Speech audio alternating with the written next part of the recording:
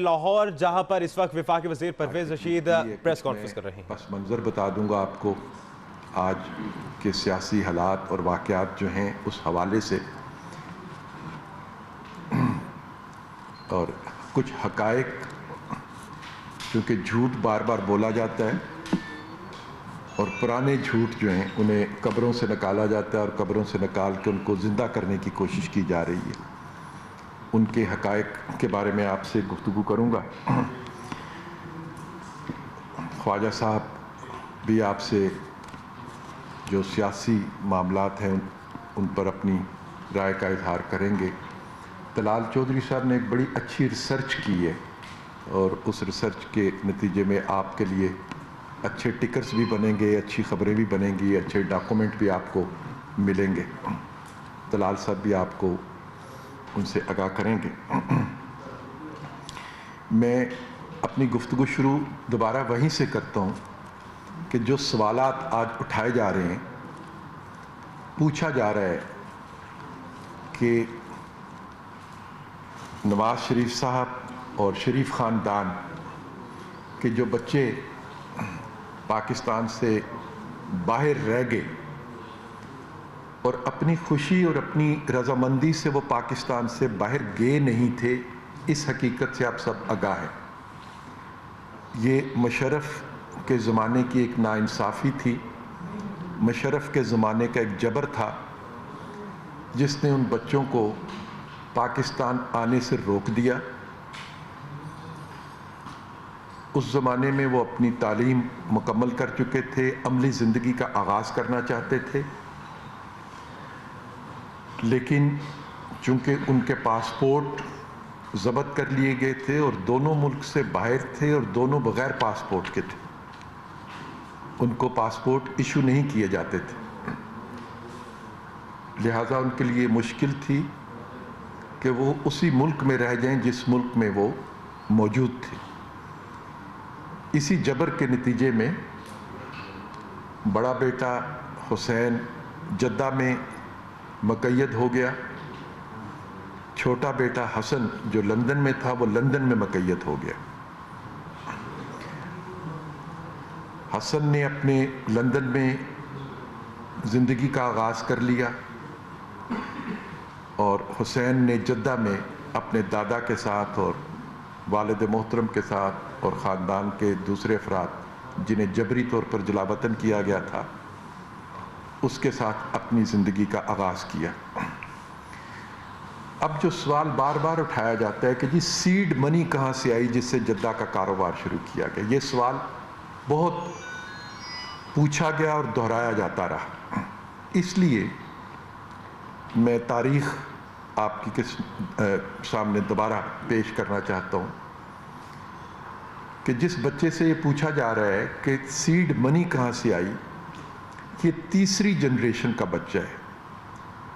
میاں شریف صاحب ان کے دادا محترم مرحوم جنہیں جلا وطنی میں ہی زندگی سے محروم ہوئے اور جن کا کوئی سیاست سے تعلق نہیں تھا، کوئی قصور نہیں تھا، صرف اس جرم میں انہیں ملک سے باہر دھکیل دیا گیا کہ وہ نواز شریف صاحب کے والد محترم ہیں۔ یہ باربیرین دور کی سزائیں ہوتی تھیں کہ سزا کسی ایک شخص کو دینی ہے، خواہ نجائز سزا بھی دینی ہے تو پورا گاؤں جلا دو، پورا گھر جو ہے اس میں آگ لگا دو چل کے۔ یہ رویہ مشرف نے اختیار کیا تھا۔ اس ظلم کے دور میں، اس جبر کے دور میں میاں شریف صاحب نے جو اپنی عمر کے بزرگ ترین افراد میں شامل ہوتے تھے، انہوں نے اپنی محنت اور مشقت سے 1936 میں جو کاروبار شروع کیا تھا، 1936 میں، اور آپ سب جانتے ہیں کہ وہ سٹیل کا کاروبار تھا، اور صرف مغربی پاکستان جسے آج ہم پاکستان کہتے ہیں اس میں نہیں بلکہ مشرقی پاکستان میں بھی وہ کاروبار موجود تھا، اور دونوں جگہوں پر بہت بڑی ہزاروں لوگ ان کے کارخانوں میں کام کرتے تھے۔ یہ اتنا بڑا کاروبار تھا کہ ذوالفقار علی بھٹو جب پرائم منسٹر بنے، جب انہوں نے حکومت حاصل کی 1972 میں، جب وہ چیف مارشل ایڈمنسٹریٹر تھے.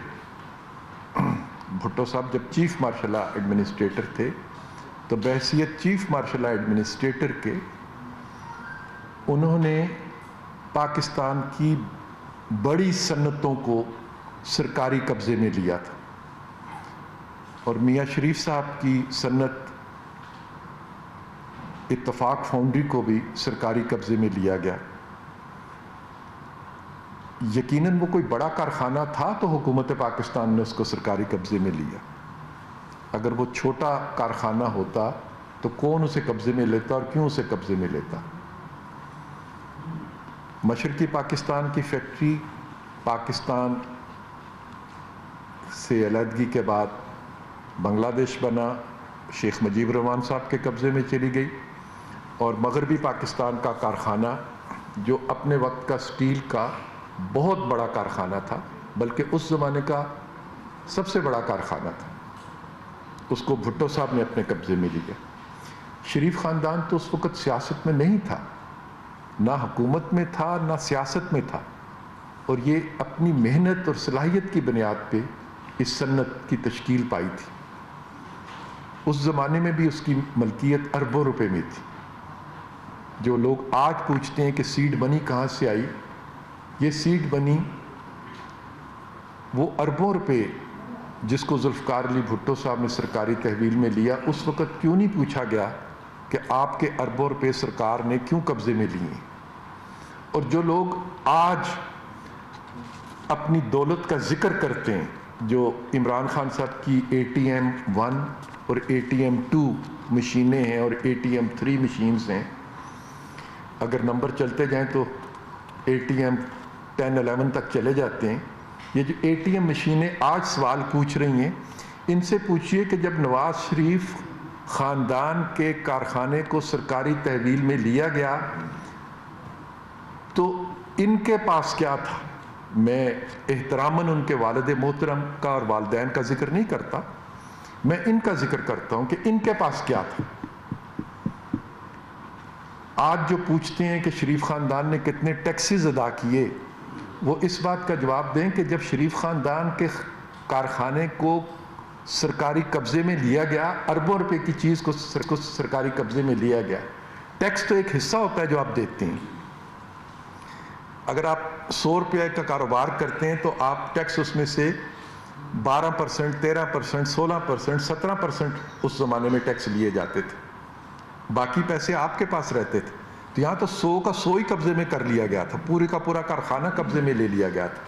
ٹیکس تو ایک طرف رہا, جو کیپٹل انویسٹمنٹ ہے, جو اصل اثاثہ ہے, اصل ایسٹ ہے, وہ سارا کا سارا حکومت پاکستان نے اپنے قبضے میں لے لیا تھا. تو اس وقت یہ کتنا ٹیکس دیتے تھے جب ان کے اربوں روپے کے کارخانے کو سرکار نے قبضے میں لیا تھا؟ خیر, بات اس سے آگے بڑھتی ہے کہ جب وہ کارخانہ قبضے میں لیا گیا تو شریف فیملی میں دبئی میں چل کے کارخانہ لگایا, یہ بھی ریکارڈ کی بات ہے, اور پاکستان میں بھی 6 مزید کارخانے لگائے. اس وقت کسی نے کیوں نہیں پوچھا کہ سیڈ منی کہاں سے آئی ہے؟ بھٹو صاحب نے کیوں نہیں پوچھا کہ یہ سیڈ منی شریف صاحب آپ کے پاس کہاں سے آئی ہے؟ میں نے تو آپ کا کارخانہ قبضے میں لے لیا ہے, آپ نے دبئی میں بھی چل کے کارخانہ لگا لیا ہے, آپ نے مغربی پاکستان میں مزید 6 کارخانے لگا لیے ہیں, اور ان کارخانوں کے لگنے سے ہزاروں لوگوں کو روزگار بھی آپ نے دینا شروع کر دیا ہے, حکومت کے خزانے میں اربوں روپے کے ٹیکس بھی جمع کرانے شروع کر دیے, ملکی پیداوار کو بھی آپ نے بڑھانا شروع کر دیا ہے. لیکن یہ سیڈ منی کہاں سے آئی ہے؟ اس وقت تو سیڈ منی کا کسی نے نہیں پوچھا. پھر محترمہ بے نظیر بھٹو کی پہلی حکومت آئی جس میں احتساب کیا گیا. آپ کو یاد ہوگا کہ ایک وقت تھا میاں شریف صاحب کو لاہور سے گرفتار کیا گیا, اس وقت ان کی عمر 72 ایئرز تھی. 72 سال کے بزرگ شخص کو دفتر سے گرفتار کیا جاتا ہے, اور ان کا پوتا حمزہ جو اس وقت 16 سال کا تھا اس کو بھی گرفتار کیا گیا. کیا یہ احتساب نہیں تھا؟ اور شہباز صاحب بھی جیل میں تھے, عباس شریف صاحب بھی جیل میں تھے, حمزہ بھی جیل میں تھا, اور میاں شریف صاحب بھی جیل میں تھے.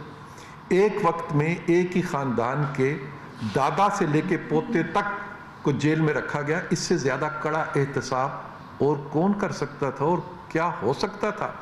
जो आज एहतसाब की बातें मेरे दोस्त करते हैं, क्या वो उस एहतसाब का हिसाब देंगे जो दादे से लेके पोते तक के किया गया था और जेलों में डाल के किया गया था? और क्या उस एहतसाब का इंसाफ भी कोई करेगा जो आपको अपने आप को इंसाफ के अलंबरदार कहते हैं? फिर दूसरा ज़माना आया मोहतरमा बेनज़ीर भुट्टो का, उसमें भी एहतसाब किया गया, उसकी भी दास्तानें हैं। हम तो इन बातों का जिक्र नहीं करना चाहते, लेकिन जो गंद उछाला जा रहा है, जो इल्ज़ाम लगाए जा रहे हैं, उसके नतीजे में ये बातें फिर बार बार दोहरानी पड़ती हैं। फिर मुशर्रफ साहब का ज़माना आया, पूरे के पूरे ख़ानदान को एहतसाब का निशाना बनाया गया, मुल्क से निकाल दिया गया। ये घर जिसमें हम इस वक्त बैठे हैं और मैं आपसे गुफ्तगू कर रहा हूँ, इस घर के बारे में आप में से कौन है जो वाकिफ़ नहीं कि ये घर नवाज शरीफ साहब के सियासत में आने से पहले तामीर हो चुका था। नवाज शरीफ साहब अभी स्कूल में जाते थे तो ये घर तामीर हो चुका था। इस घर को कब्जा करके यहाँ पे ओल्ड एज लोगों का मस्कन बना दिया गया। इस घर पर भी कब्जा कर लिया गया था, कारखानों पर कब्जा कर लिया गया, कारोबार पर कब्जा कर लिया गया। एक एक कागज जो था उसकी छान फटक शुरू हो गई, एक एक बैंक अकाउंट जो था उसके फ्रांसिक ऑडिट हुए। ये जो हमें आज लोग फ्रांसिक ऑडिट के नाम से डराते हैं, भाई हमारा फ्रांसिक ऑडिट तो बेनज़ीर भुट्टो साहब के ज़माने में हुआ। कायरा साहब को भी फ्रांसिक ऑडिट का नाम आ गया। मोहतरमा बेनज़ीर भुट्टो साहब के ज़माने में फ्रांसिक ऑडिट हुआ 2 दफ़ा। मुशर्रफ साहब के ज़माने में फ्रांसिक ऑडिट हुआ 3 दफ़ा। जुल्फ़िकार अली भुट्टो साहब ने फ्रांसिक ऑडिट नहीं किया, टोटल के टोटल एसेट्स पे कब्जा कर लिया उन्होंने। और एक कारखाना जिसमें हजारों लोगों का रोजगार था, जब वो वापस दिया गया था तो उसकी चिमनियां जो थी वो भी गल सड़ चुकी थी, मशीन तो एक तरफ रही। तो हमें फ्रांसिक ऑडिट से कोई ना डराए कि हमारे फ्रांसिक ऑडिट इस मुल्क में 3 दफा हो चुके हैं, 4 दफा हो चुके हैं।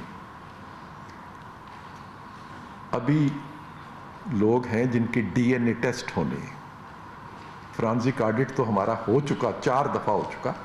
अब जिनका डीएनए टेस्ट होना है उन्हें अपनी फिक्र करनी चाहिए, क्योंकि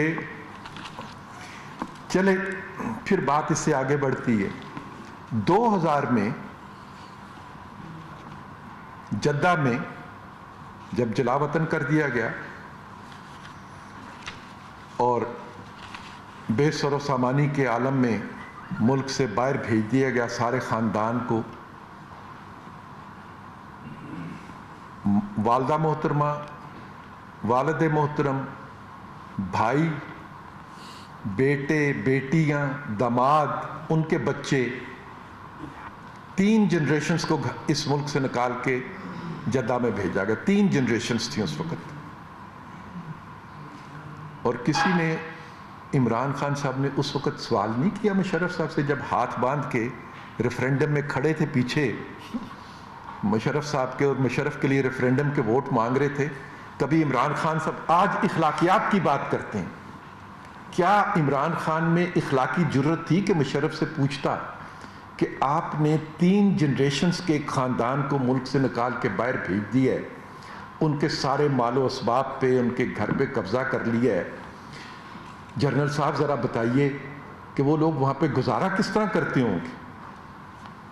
ये इखलाकियात का तकाजा नहीं था कि किसी पे तुम्हारी आंखों के सामने जुल्म हो रहा हो और आप जालिम के पीछे हाथ बांध के खड़े हो जाएं और जालिम से ये भी ना पूछें कि कैदी को 3 वक्त का खाना भी कहीं मिलेगा या नहीं मिलेगा। जिनको जलावतन किया गया है उनके बच्चों के मुंह से दूध भी छीन लिया तुमने, उनके बच्चों को दूध नहीं तो पानी भी कोई पिलाने वाला है या नहीं है। फिर एक मेहनत कशों का ख़ानदान था, मेहनत करना जानते हैं। हम सब लोग मेहनत करते हैं। मेरे ये 2 साथी बैठे हैं, मैं बैठा हूँ, मेरी क़यादत है ہم نے محنت کی اور ہمیں محنت کرتے ہوئے آپ لوگوں نے اپنی آنکھوں سے دیکھا ہے، اس شہر میں دیکھا آپ لوگوں نے، ہم نے سیاست بھی کی ہے، خدمت بھی کی ہے اور محنت بھی کی ہے، اپنی رزق حلال کما کے کھاتے ہیں، اس کی گواہی پاکستان کے چپے چپے پہ لوگ دیتے ہیں۔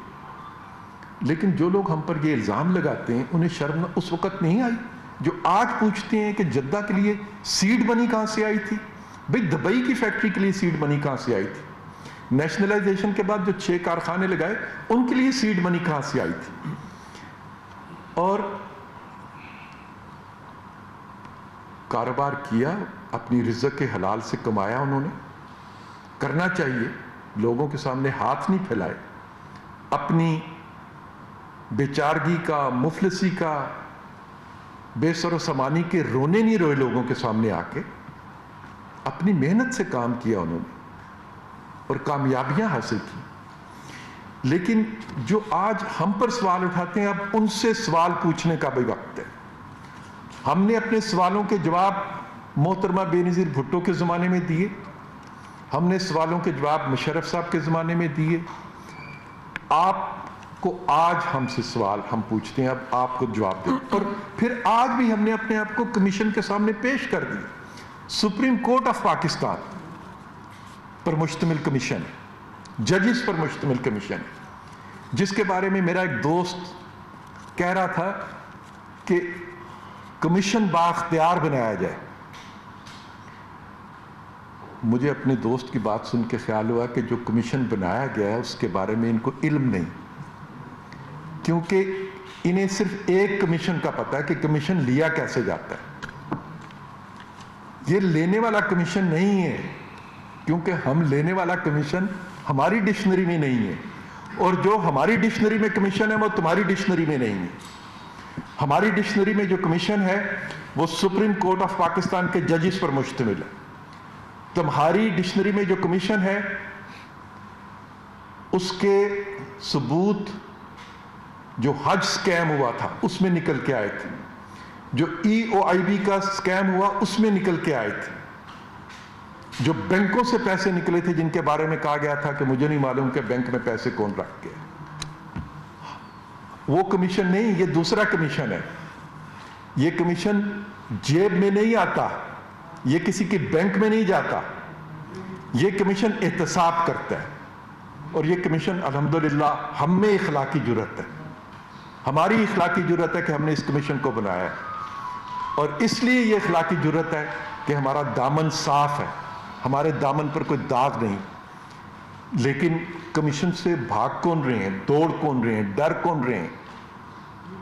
جن کے دامن داغدار ہیں، جو ضمیر کے بوجھ تلے دبے ہوئے ہیں، جو جب اپنے گریبان میں جھانکتے ہیں تو ATM مشینیں نظر آتی ہیں اور ATM مشینوں کے کرتوت نظر آتے ہیں، اس لیے کمیشن سے بھاگ رہے ہیں۔ آج بہانہ سازی کی جا رہی ہے، جن چیزوں کا وجود نہیں وہ الزام لگائے جا رہے ہیں۔ میں 2-3 چھوٹی چھوٹی مثالیں آپ کے سامنے پیش کروں گا۔ ایک شوگر مل ہے جس کا نام ہے رمضان شوگر مل، یہ چیف منسٹر پنجاب شہباز صاحب کے جو چھوٹے بیٹے ہیں سلمان، وہ اس شوگر مل کو چلاتے ہیں، آج کل وہ چلاتے ہیں اس شوگر مل کو۔ یہ شوگر مل 1985 میں قائم کی گئی تھی، 1985 میں، اور اس زمانے میں اتفاق فاؤنڈری جو ہے وہ شوگر ملوں کا بہت سا سامان بھی بناتی تھی،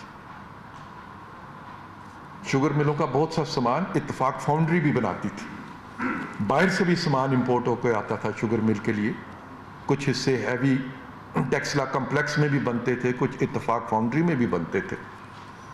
شوگر مل لگائی گئی، ایک جائز کاروبار تھا، شوگر مل کو اجازت ملی، شوگر مل چلنی شروع ہوئی 1985 میں، اور یہ شوگر مل جو تھی 8000 ٹن گنا روز کرش کرتی تھی۔ 1985 میں اس کی کیپیسٹی جو تھی وہ 8000 ٹن گنا روز کرش کرنے کی تھی۔ آج بھی وہ شوگر مل 8000 ٹن گنا ہی کرش کرتی، 1985 سے لے کر آج تک۔ آج جو صاحب کھڑے ہو کے کہہ رہے تھے نا کہ میں اتنا ٹیکس دیتا ہوں فلاں کتنا ٹیکس دیتا ہے. یہ میں اس ریفرنس میں آپ کو بات بتانے لگا کہ جو شوگر مل 1985 میں لگائی گئی اس کی جو کیپیسٹی 1985 میں تھی آج بھی وہ ہے. ان صاحب کی شوگر مل جو ہے ترین صاحب کی یہ 1993 میں لگی, 8 سال کے بعد لگی. یہ ان کو ابتدا میں اجازت دی گئی تھی 4000 کرش کرنے کی, 4000 ٹن گنا کرش کرنے کی, پھر یہ 7000 پہ چلی گئی. یہ 7000 گنا جو ہے پھر وہ کرش کرتی ہوتی تھی. اب ان کی جو مل ہے وہ 8000 ٹن گنا جو ہے وہ کرش کرتی ہے. اور 2 پاور پلانٹ بھی انہوں نے لگائے ہیں ترین صاحب نے, اور 52 کروڑ روپیز 52 کروڑ روپیہ کہتے ہیں کہ میں نے ملک سے باہر بھی بھیجا ہے.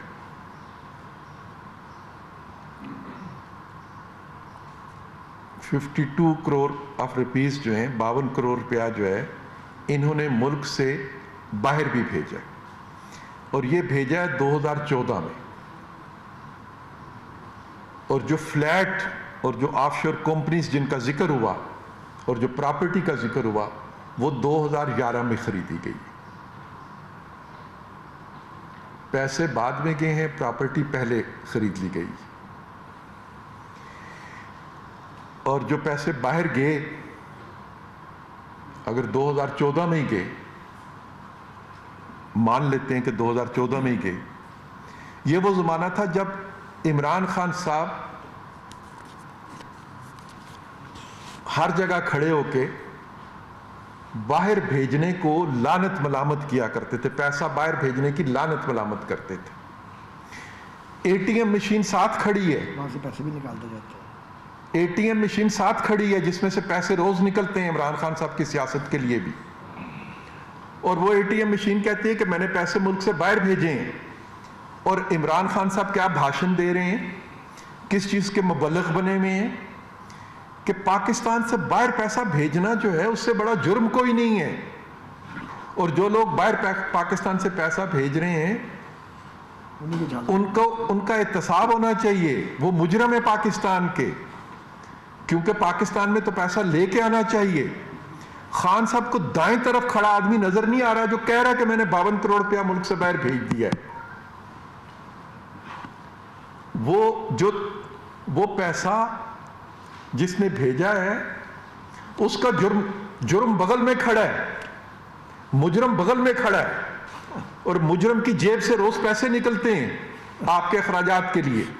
کچن کے لیے مجرم جو ہے وہ اعتراف کرتا ہے کہ میں پیسے دیتا ہوں ان کی سیاست کے لیے, میں ان کو سہولت کار ہوں, ان کا فیسیلیٹیٹر ہوں ان کی سیاست کا.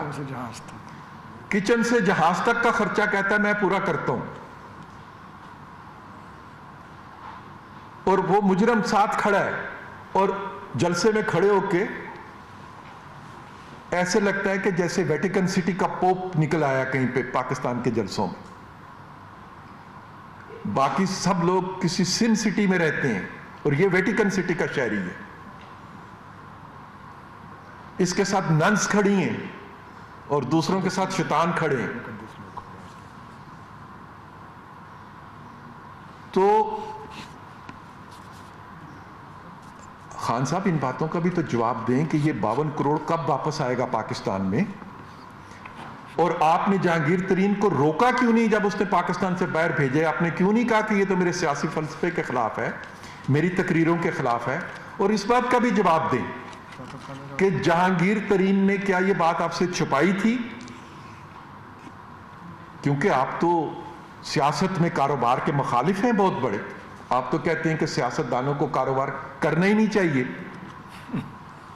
اور اے ٹی ایم مشینیں آپ کے دونوں طرف کھڑی ہوتی ہیں اور پیچھے بھی اے ٹی ایم مشینوں کی لائن لگی ہوتی ہے, اور کاروبار کے آپ خلاف ہیں. آپ کے کاروباری لوگ جو ہیں پہلے نے بھی اعتراف, اے ٹی ایم 1 نے بھی اعتراف کر لیا, اے ٹی ایم 2 نے بھی اعتراف کر لیا, دونوں کہتے ہیں ہم نے ملک سے پیسے باہر بھیجے. اور ان دونوں نے یا تو آپ سے چھپایا اس بات کا جواب آج کے جلسے میں آپ ضرور دیں گے، کیونکہ آپ ہم سے سوال پوچھتے ہیں، ہم جواب دیتے ہیں۔ ہم نے کبھی آپ کے سوالوں کے جواب میں فوراً آتے ہیں، پریس کانفرنس کرتے ہیں اور اپنے جواب دیتے ہیں۔ آج آپ شام کو